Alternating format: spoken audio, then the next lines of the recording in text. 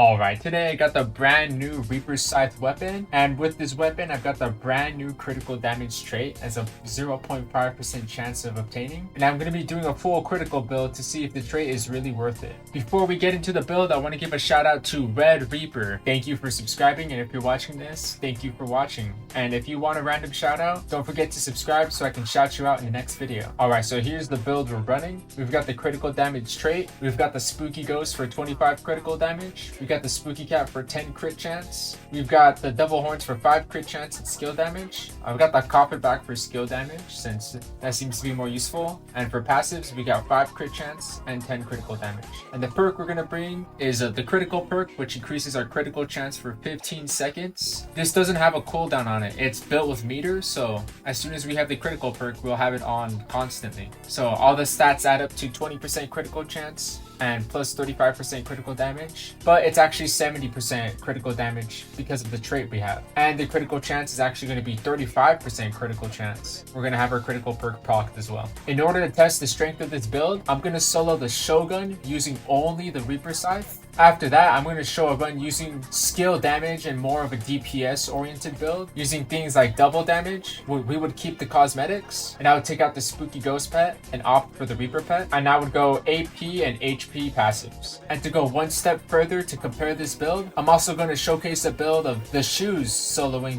the reason why I'm going to use the shoes is because the shoes is considered the third strongest weapon in the game, with the Reaper Scythe being number 2 and the Halloween sword being number 1. And one final thing to know, here's the upgrades. I've got 4 critical chance and 3 cooldown, so I got an extra 9% critical chance to proc. With that out the way, let's get to the showcase.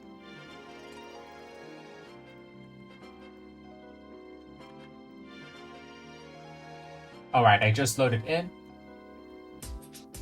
Of course, we've got the Reaper at 100 mastery, so we can showcase its full capabilities here. And I haven't played the Reaper boss in a long time, but it would be a lot faster to showcase this, especially so that we can isolate the weapon. So it's going to be hard to damage test everything, since everything is going to be critical. So we'll just compare it by how long it's going to take to beat the raid. So I'm going to fast forward it to see how long it takes me.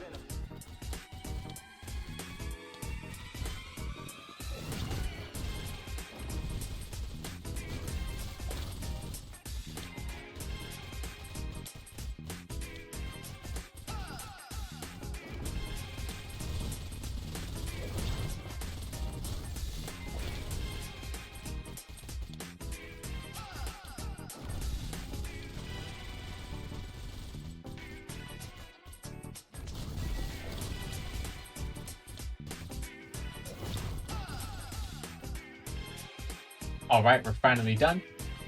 And that run took about 5 minutes. Yep, that took about 5 minutes. I'll round down to 5 minutes. Alright, I just got back from the raid, and this is the new build I'm going to use this Scythe. Instead of focusing critical damage and critical stats, I'm focusing on skill damage and more raw DPS. So let's see how this build compares to the critical damage build. Alright, I just loaded in.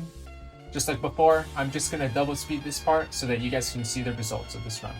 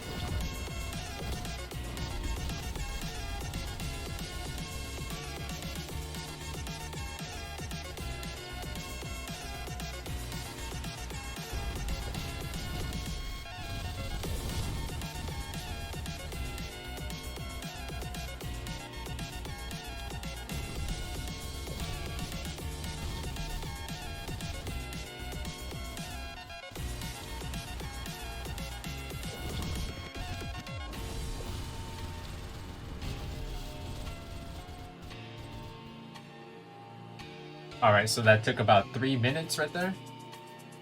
Yep, that took about 3.5 minutes. Already we can tell that this is way better than a critical build. And for our final comparison, I'm going to run the shoes with the exact same build as the Reaper Scythe so we can compare trait versus trait in a fair manner.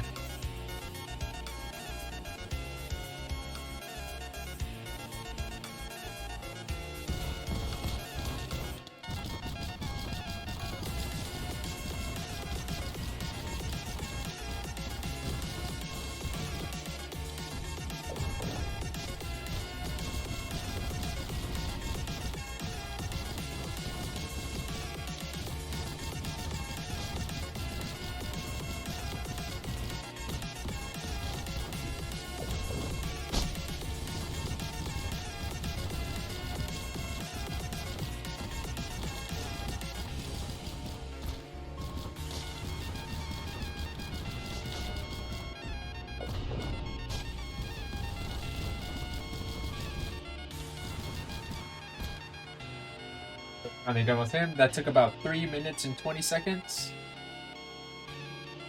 Or, oh my bad. That took about 2 minutes or 3 minutes. I don't know where I got that 20 seconds from. Alright, so my final thoughts for the critical damage trait and a critical build in general. I definitely think it's definitely weaker than Prodigy. So if you have your Prodigies, do not fret. I would keep your Prodigies for sure. I would definitely not change your Prodigies for critical damage. But me personally, I'm going to keep the critical damage trait for now as only a 20-second difference. And most of that time difference is due to the way I've upgraded my Reaper Scythe. I do not recommend critical chance or critical damage, or do I recommend you to prioritize those stats. You should continue to prioritize cooldown and skill damage. They're still the strongest in the game. I believe the devs have just introduced new variants and builds here. I think I forgot to mention this, but here is how my shoes are built. Obviously they had more cooldown, so obviously built way better than the Reaper Scythe. But if I imagine if the Reaper Scythe was built like this, it would be able to beat it faster than the shoes. So the final consensus is critical damage, it's strong, but it's not Prodigy strong. Prodigy would still be the best, despite this being the same rarity. But that doesn't make Reaper Scythe a bad weapon. It's still considered the second best weapon in the game, with the shoes being the third best weapon. That's why I decided to compare these two. But let me know what you guys think of the new critical stats being introduced in these updates in the comments. Whether you appreciate the super big numbers or not, or if you really like this new trait. If you found yourself pulling this trait, it's not the end of the world. I would keep it for now. Maybe one day you could switch it to Prodigy if you have enough trait rerolls. It's definitely not the worst trait in the world. It's just not the best. Anyways, thank you guys for watching. Don't forget to subscribe if you want to get a random shout out in each video. And you guys take care. Thank you.